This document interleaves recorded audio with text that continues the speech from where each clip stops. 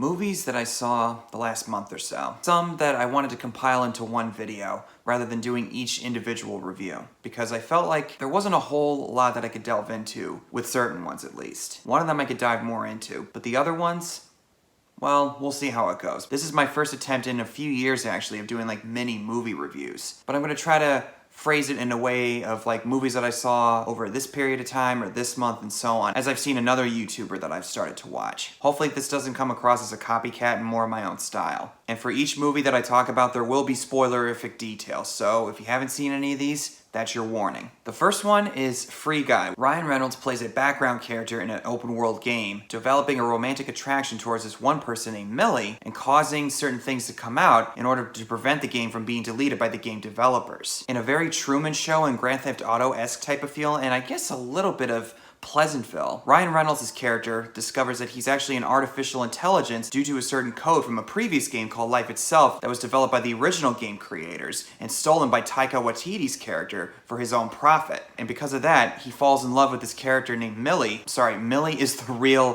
character's name. The video game character name is Molotov Girl.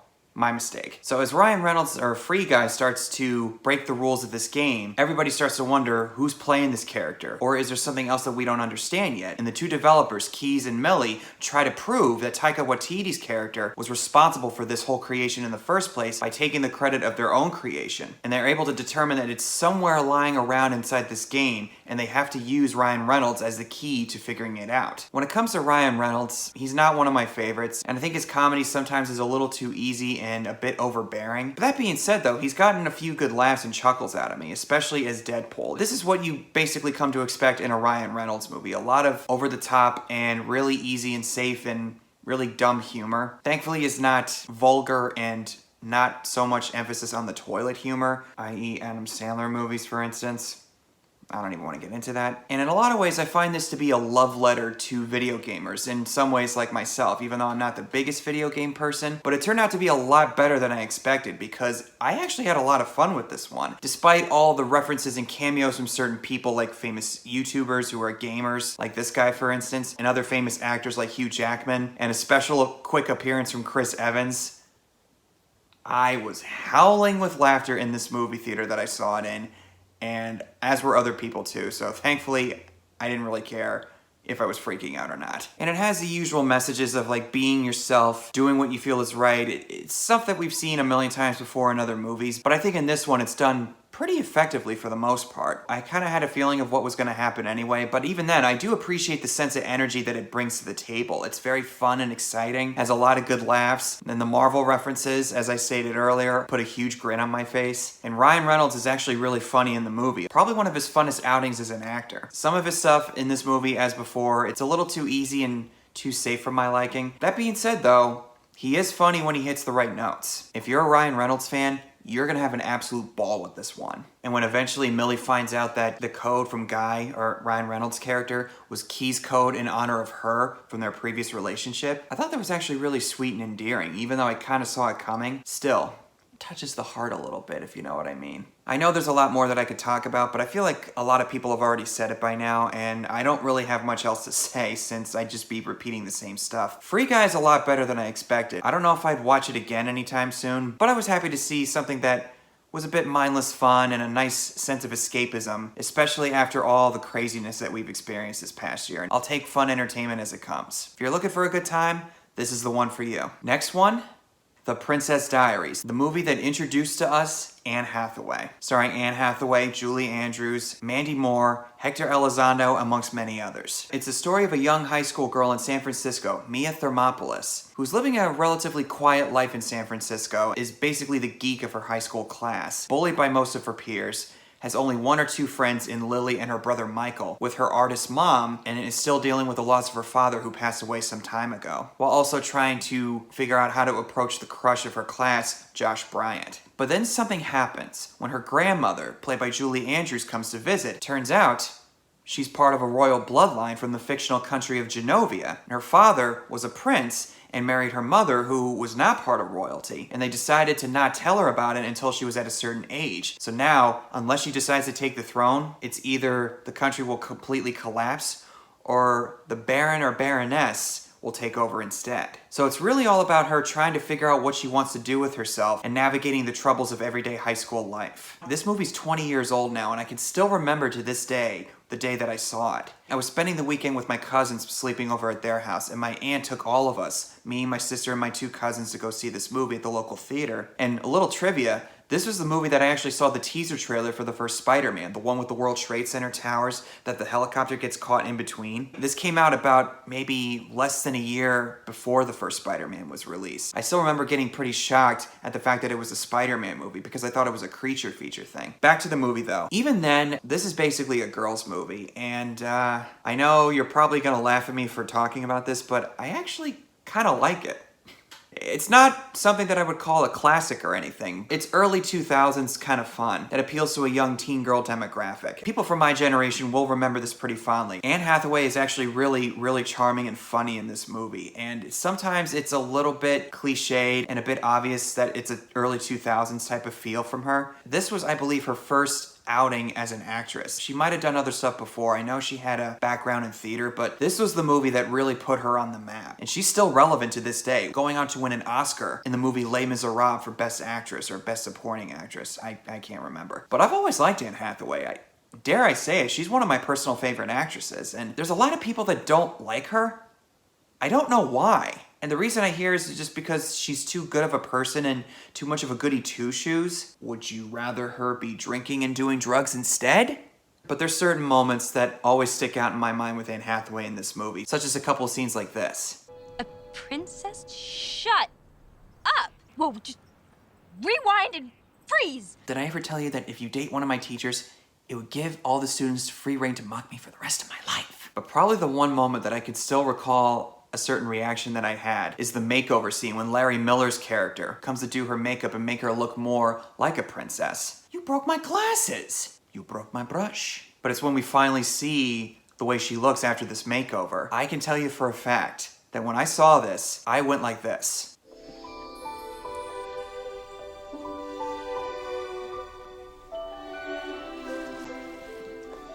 And if it wasn't obvious, I've always had a little bit of a crush on her since then.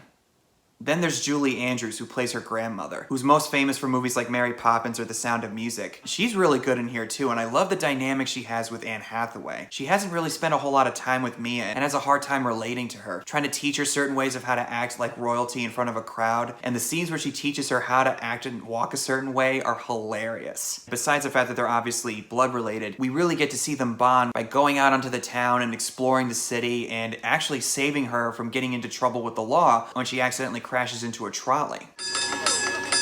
They put me on hold. Oh, for the love of God.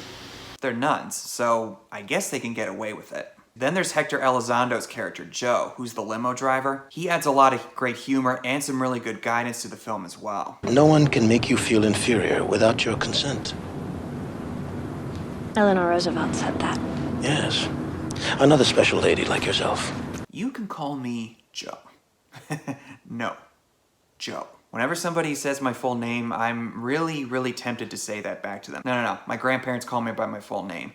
Just call me Joe. Then we have her friend Lily. I don't remember the actress's name. She is really funny too. Has a good amount of screen time that even though I don't really watch the movie on a regular basis, I still remember her, and I'm taking it off and it's going in the dirt. I would personally like to learn about Voltaire.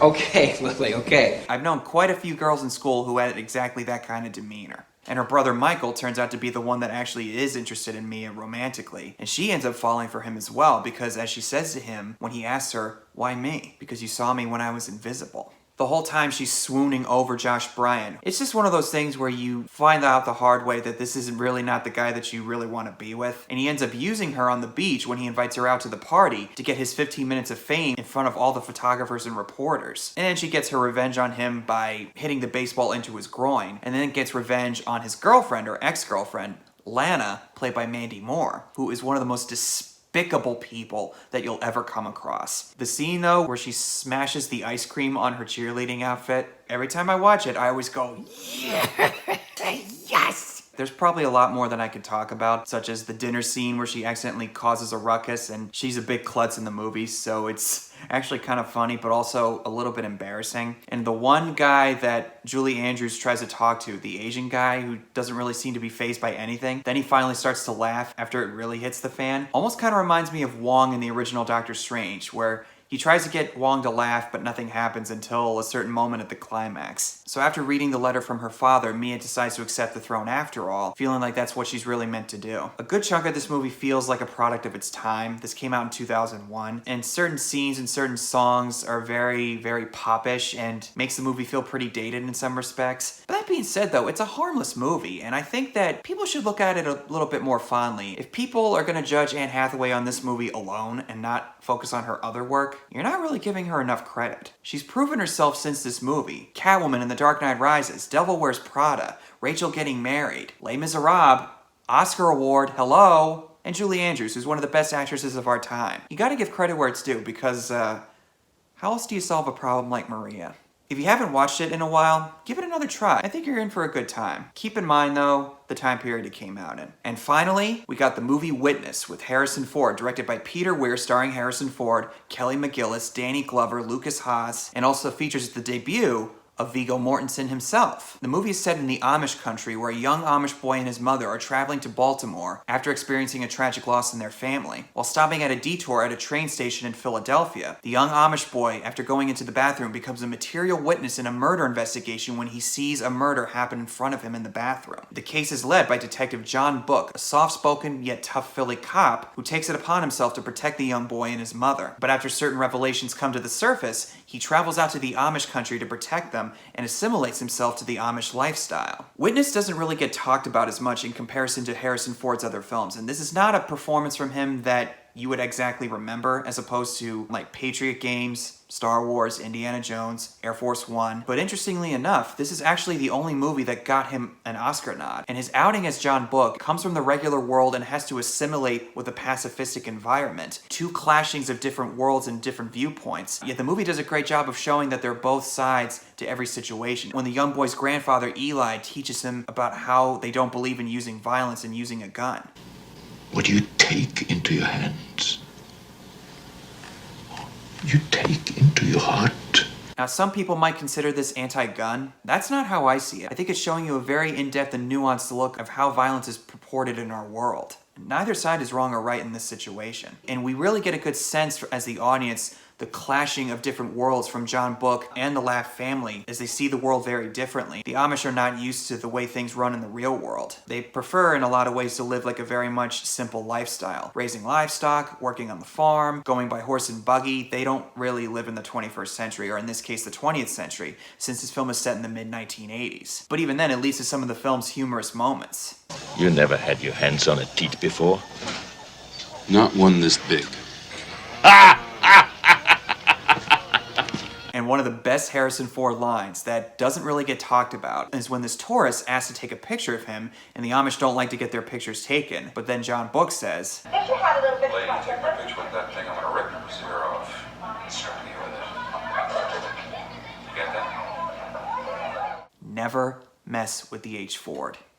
And the romantic attraction that ends up developing between him and Rachel Lapp, played by Kelly McGillis. In a way, it actually makes me want to root for the both of them to get together, but unfortunately, due to them coming from different walks of life, it's a relationship that ends up not working out, and they know, both deep down, that it would never be able to work out in the first place. But the moments they share together are really beautiful, yet also tragic. Like when John has her dance to Sam Cooke's What a Wonderful World, or when they have the moment where they embrace each other and kiss after he fixes the birdhouse. It's one thing that Peter Weir manages to excel at beautifully in this film, telling a story without words. No words spoken, but you know exactly what's going through the characters' heads. And it's in a similar scene when Samuel is able to identify the perpetrator, played by Danny Glover, and John walks over and sees who he's looking at, and then he realizes that the boy is actually in a lot more danger than he originally was. I'm not saying this has to be the case in every single movie, but when you have no words spoken and it's all in the eyes, sometimes it's even better than vocalization. The musical score even elevates that too. It's hard for me to put into words exactly what the score is like. It has a very rural feel to it since this is mostly set in the Amish country, but it's also very angelic at the same time. This movie also features other actors, such as Viggo Mortensen, as I mentioned earlier, and the guy who plays Fergie, one of the bad cops, was Gold Leader in the original Star Wars. And Daniel Hochleitner, who's played by the late Alexander Godunov, also known as Carl in the original Die Hard. Doesn't really have a whole lot of screen time, but his character is very eager to hook up with Rachel after she loses her husband. And then when John Book shows up, he sees him as obvious competition, but then when we get the scene where they raise the barn and build it, he actually grows to respect the guy personally. As the film ends, as he's walking towards the Lapp farm, he gives John Book a little nod as he drives past him saying goodbye. Danny Glover doesn't really get a whole lot to do in this one, but he is good in the scenes that he's in. And as for Lucas Haas as Samuel Lapp, who's gone on to have a very successful career in the years since then, is a child performance that thankfully isn't obnoxious. Despite the fact that he does get sidelined at a certain point in the movie for the rest of the runtime, Lucas Haas manages to deliver on all levels. And on that note, this movie is actually really special for me because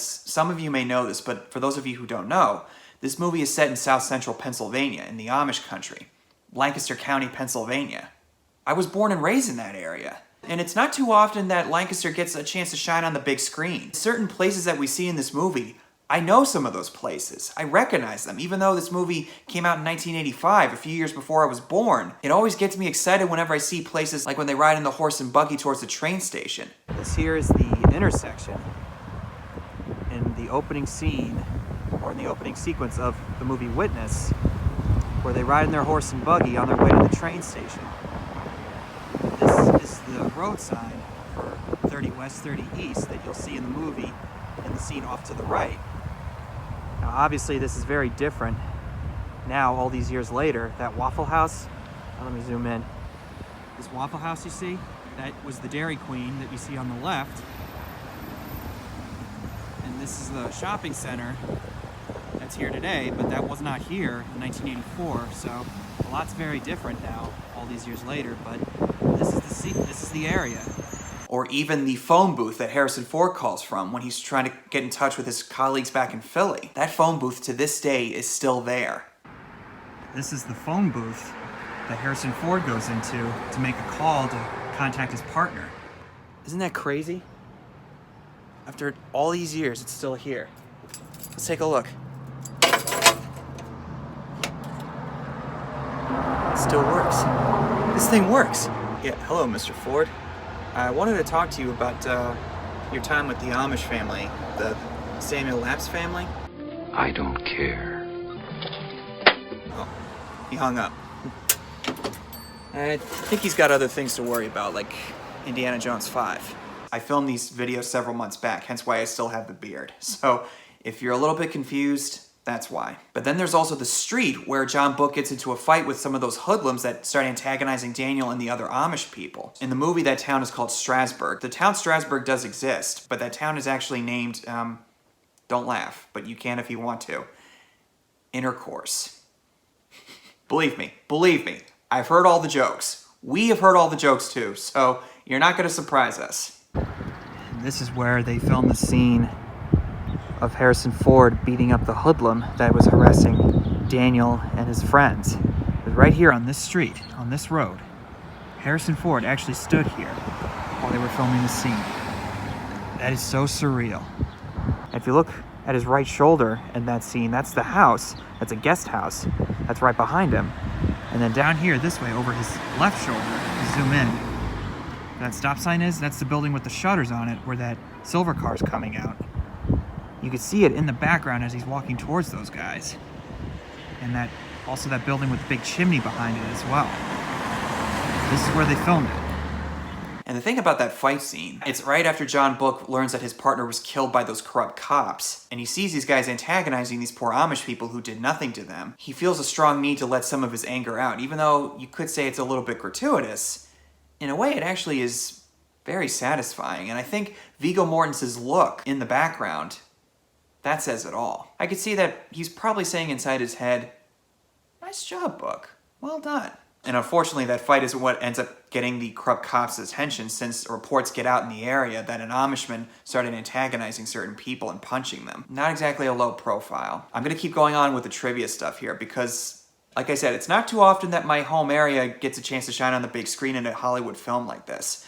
But those people that antagonize the Amish and the one that John Book gets into a fight in, My dad actually knew those people at the time. My dad was born and raised in the New York and Jersey area, and in the mid-70s, his family moved down to southeastern Pennsylvania. And he was also living in upstate New York, going between there and Lancaster. He actually got to know some of those people. And this guy, I believe, he actually played golf with at one time. I'd have to ask him, but I'm pretty sure that's what he said. Either that or it must have been a dream that I had. And the scene where John goes to talk to his superior at his house, it's supposedly set in the Philadelphia area, but a lot of this movie was shot and filmed in Lancaster since it's a lot more cheaper to film in this area. But the house that they're in, my dad actually knew the family of that house and he actually went to school with their kids. I know, small world, right? It's not too often that I have personal connections to certain locations like this, especially in a Hollywood film. And then there's the Amish farm that the Lapp family lives in. That farm is still there, and I actually got to see it several months back. And the exact same birdhouse is still there. But it's at this farm where at the climax of the movie, the film gets really, really tense. All the crooked cops show up looking for John and Samuel, and the suspense-driven thrills are very effective. And the way that that one character, Fergie, is killed in that corn silo, I don't know about any of you, but that's not exactly how I would want to go out,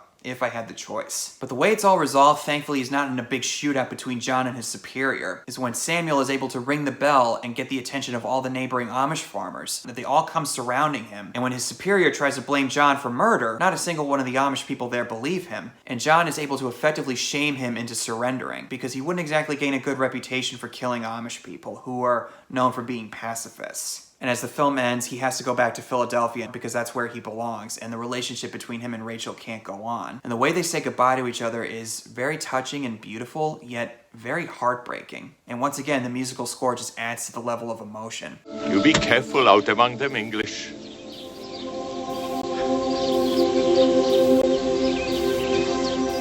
And I think that's his way of saying, should you ever find your way back? There's always a place for you here. So Witness is not one of the most exciting films and not one of the most memorable films in comparison to Harrison Ford's filmography, but it's one that I think you should definitely see, especially if you're into old-fashioned cinema. Not to mention that it has some beautiful, gorgeous imagery of the Amish countryside. Seeing my home area getting a chance to shine on the big screen, that just means so much to me. If you haven't seen Witness, give it a watch. I think it's definitely worth your time. Just remember to be careful out there amongst them English. Those are my thoughts on all those movies. Thank you guys for watching. If you guys want to see more stuff like this, feel free to tell me in the comments section. Comment below and tell me what your thoughts are on these movies if you've seen them.